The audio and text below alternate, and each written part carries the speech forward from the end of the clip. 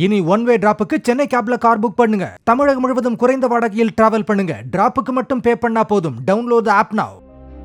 டாடா குழும தலைவராக தமிழகத்தைச் சேர்ந்த என் சந்திரசேகரன் நியமிக்கப்பட்ட பிறகு அந்த நிறுவனம் இன்னும் அசுர வளர்ச்சியை எட்டியுள்ளது.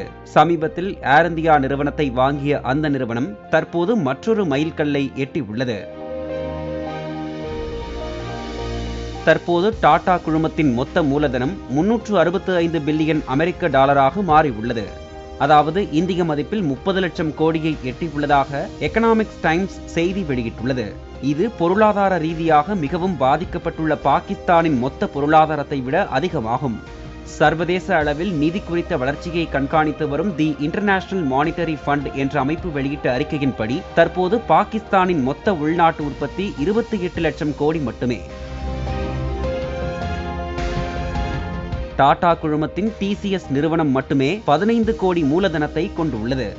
டிசிஎஸ் நிறுவனத்தை பிரம்மாண்ட ஆலமரமாக மாற்றியது தற்போது டாடா குழும தலைவராக இருக்கும் என் சந்திரசேகரன் தான். இவர் நாமக்கல் மாவட்டம் மோகனூரை சேர்ந்தவர் என்பது குறிப்பிடத்தக்கது. டாடா குழும தலைவராக பொறுப்பேற்பதற்கு முன் என் சந்திரசேகரன் டிசிஎஸ் தலைவராக இருந்தார் என்பதும் குறிப்பிடத்தக்கது. டாடா குழுமத்துக்கு குண்டூசி முதல் கார் தொழிற்சாலை வரை உள்ளன. இந்த குழுமத்தின் 25 நிறுவனங்கள் பங்குச் சந்தையில் பட்டியலிடப்பட்டுள்ளன.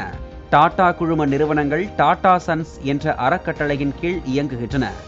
இந்த அறக்கட்டளையின் டாடா குழும முன்னாள் தலைவரான ரத்தன் டாடாவுக்கு 1% பங்குகளே உள்ளது. இனி ஒன் வே டிராப்புக்கு சென்னை கேப்ல கார் புக் பண்ணுங்க. தமிழகம் முழுவதும் குறைந்த வாடகையில் டிராவல் பண்ணுங்க. டிராப்புக்கு மட்டும் பே பண்ணா போதும். டவுன்லோட் தி ஆப் நவ.